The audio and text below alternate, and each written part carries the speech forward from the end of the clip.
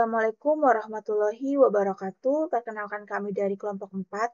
Di sini kami membahas tentang Scrum. Adapun anggota kelompok kami, yang pertama Aulia Aziza dengan NIM akhir 031, Elita Agil Masari dengan NIM akhir 048, dan saya sendiri Ningsi Rahmawati dengan NIM akhir 055. Di sini yang kami akan bahas yang pertama model Scrum, yang kedua cara kerja Scrum, yang ketiga karakteristik Scrum, dan yang keempat kelebihan dan kekurangan Scrum. Adapun penjelasan Scrum adalah sebuah kerangka kerja yang digunakan dalam manajemen proyek, terutama dalam pengembangan perangkat lunak yang mengikuti prinsip-prinsip agil. Scrum ini membantu tim dengan mengelola dan menyelesaikan proyek dengan cara interaktif dan inkremental, memungkinkan adaptasi cepat terhadap perubahan kebutuhan dan peningkatan berkelanjutan. Di sini ada tahap model Scrum. Yang pertama itu product backlog. Tahap pertama ini menjadi tanggung jawab produk owner dan manajer. Secara sederhana, tahap ini berisi daftar apa saja yang harus tim lakukan secara sederhana. Tahap ini dengan skala prioritas perusahaan, perwakilan perusahaan bersama representasi holder bertugas untuk terus menata ulang produk backlog.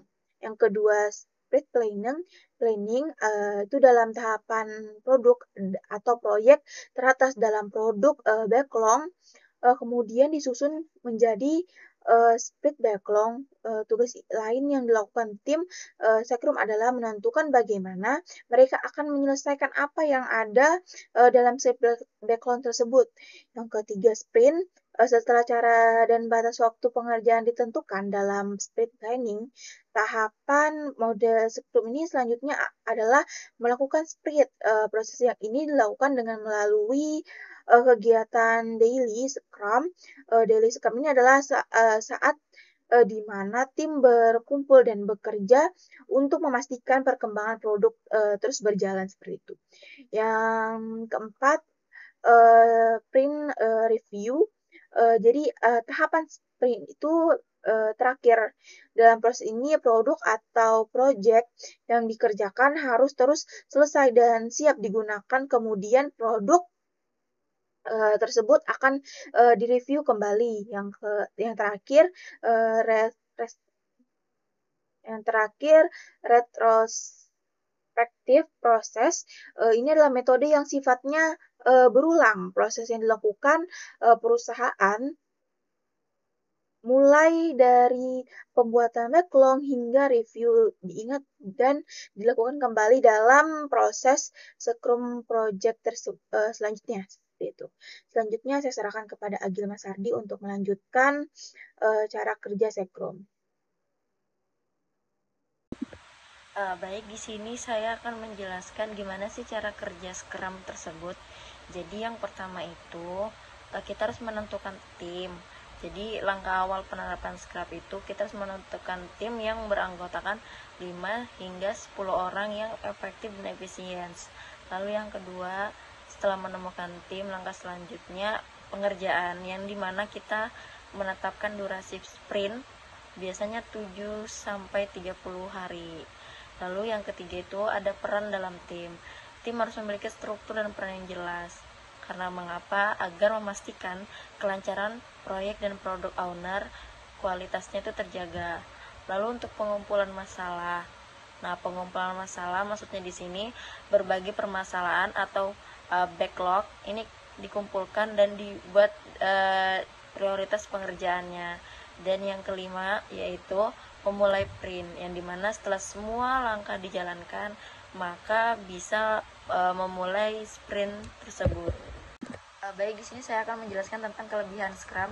Yang pertama, Scrum memungkinkan tim cepat beradaptasi dengan perubahan kebutuhan dan prioritas sehingga ideal untuk industri dinamis ini sangat terjaga.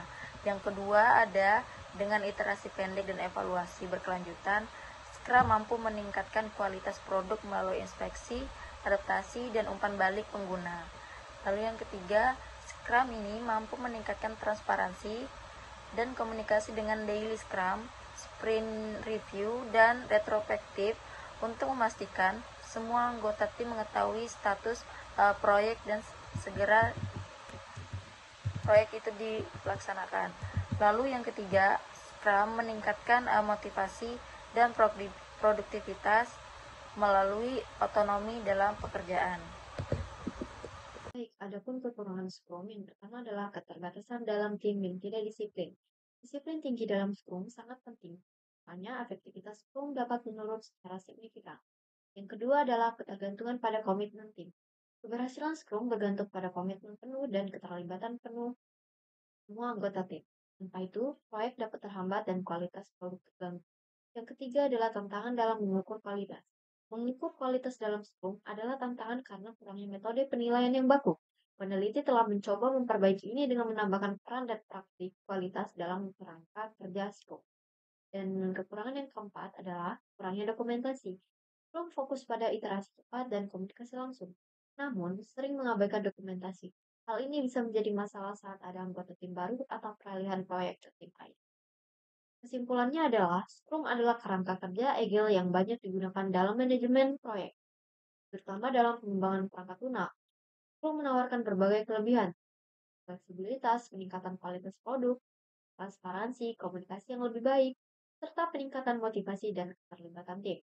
Dengan iterasi pendek yang disebut sprint, Scrum memungkinkan tim untuk merespon perubahan dengan cepat dan menghasilkan increment produk yang siap digunakan pada akhir setiap sprint.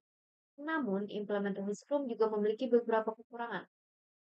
Tantangan utama termasuk kebutuhan disiplin tinggi dari anggota tim, ketergantungan pada komitmen tim, kurangnya dokumentasi, dan kompleksitas dalam mengelola proyek yang sangat besar.